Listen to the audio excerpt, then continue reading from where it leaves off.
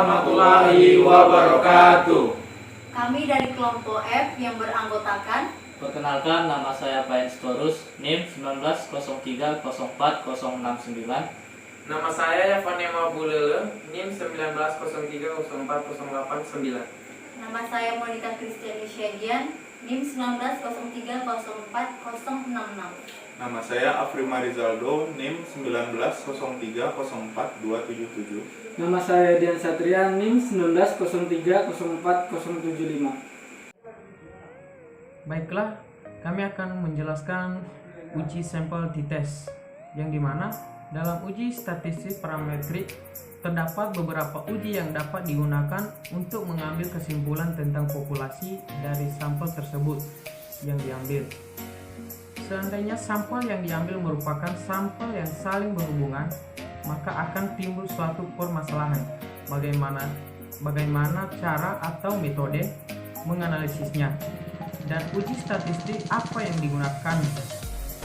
Salah satu uji statistik parametrik digunakan adalah uji t-test dependen.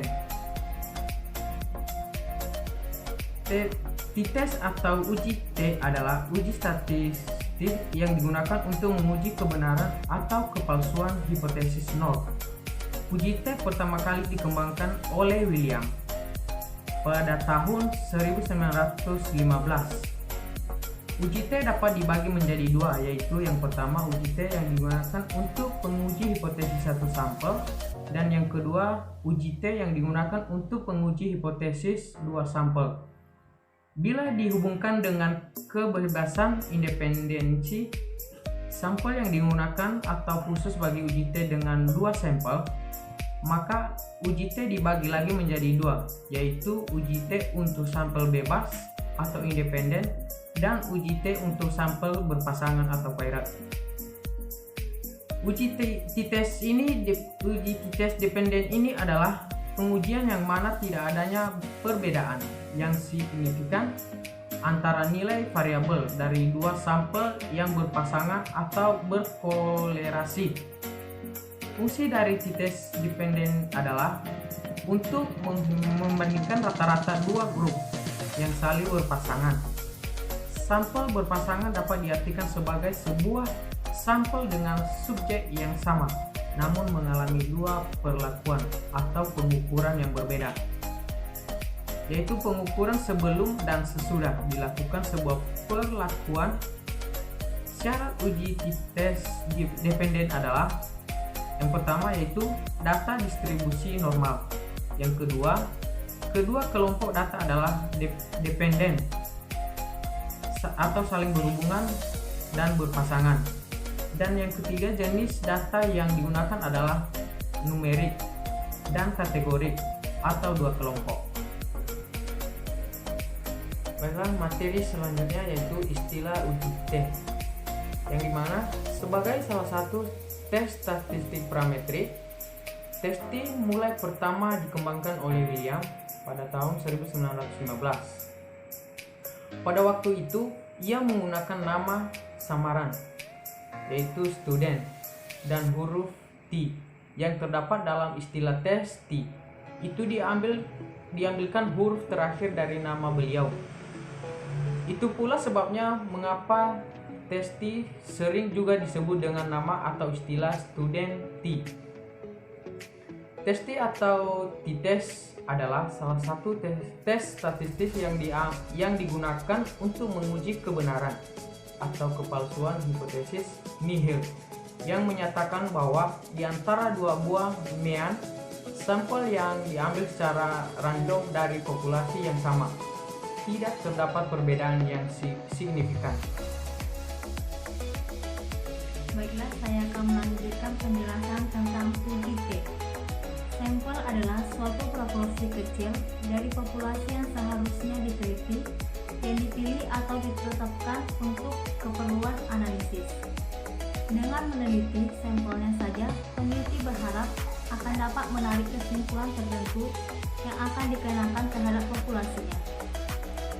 Salah satu tugas statistik inferensial adalah memperkirakan atau membuat estimasi Seberapa jauhkah kiranya hasil pengukuran yang dilakukan terhadap sampel menyimpang dari hasil pengukuran yang dilakukan terhadap populasi, atau jika seandainya terhadap populasi itu dilakukan pengukuran.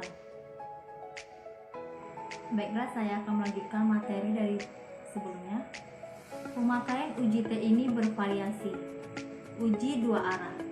Pada hipotesis awal, tidak terdapat perbedaan yang signifikan antara rata-rata 1 dan rata-rata 2. Sedangkan pada hipotesis alternatif, sebaliknya, yaitu terdapat perbedaan rata-rata 1 dan rata-rata 2. Dengan rumus hipotesis 0 banding mu1 sama dengan mu2. Hipotesis 1 banding mu1 tidak sama mu2.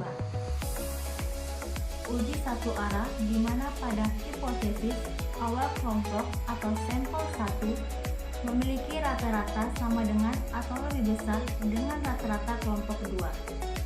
Sedangkan hipotesis alternatif rata-rata kelompok 1 lebih kecil dibandingkan dengan rata-rata kelompok 2. Dengan rumus hipotesis 0 banding mu1 besar sama mu2, hipotesis 1 banding mu1 kecil dari mu2, atau hipotesis 0 banding mu1 besar sama kecil sama mu2, hipotesis 1 banding mu1 besar dari mu2. Baiklah, saya akan melanjutkan materi dari Monica. Ciri khas dari uji satu pihak atau dua pihak adalah tanda ketidaksamaan yang digunakan dalam penulisan hipotesis 1 dari kasus di atas. Maka uji satu pihak memiliki hipotesis. Saya akan memaparkan rumusnya, yaitu hipotesis 0 banding mu sama dengan 140, hipotesis 1 banding mu sama besar 140. Hal ini berarti rata-rata IQ mahasiswa Universitas X lebih besar dari 140. Uji dua pihak memiliki hipotesis.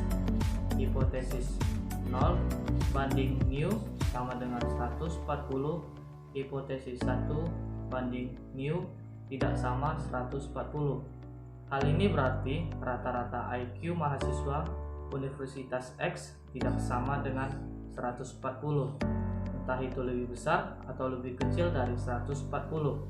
Selanjutnya, penggunaan uji t-test yang termasuk dalam uji parametrik sehingga menganut pada asumsi data berdistribusi normal, sebaran data homogeni, dan sampel diambil secara acak.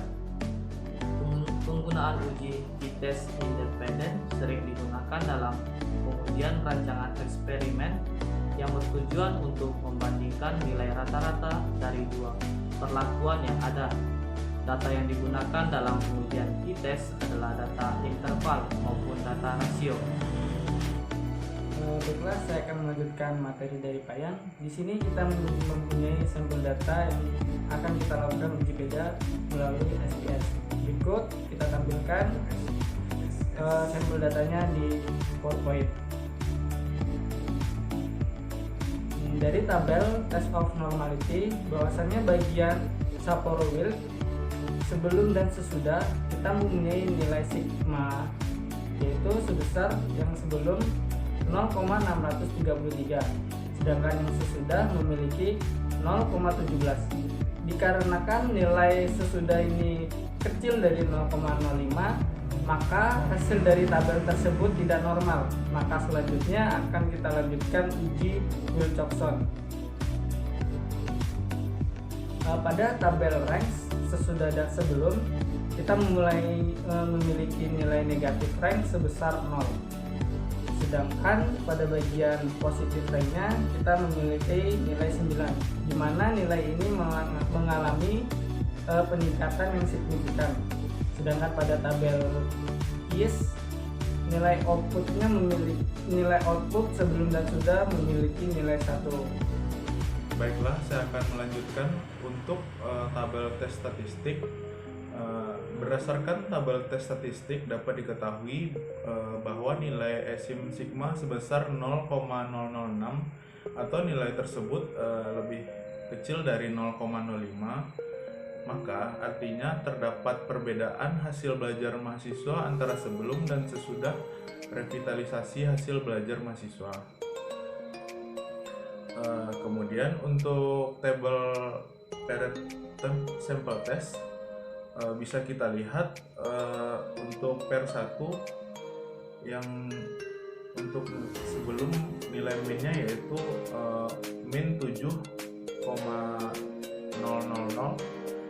untuk standar deviation yaitu 5,375, kemudian untuk standar error min 1,700, kemudian untuk 95% confidence interval dari difference lower yaitu minus 10,845, untuk upper min 3,155, kemudian untuk nilai T-nya yaitu 4,1189 dan sigmanya 0,003.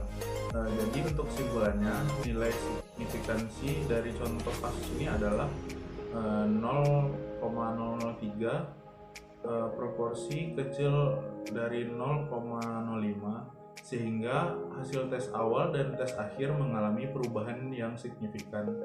Berdasarkan statistika deskriptif tes awal dan tes akhir, terbukti tes akhir lebih tinggi.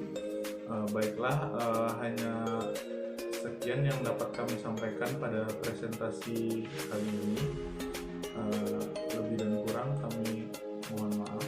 Baiklah, sekian presentasi dari kelompok kami. Lebih dan kurang kami mohon maaf. Assalamualaikum warahmatullahi wabarakatuh.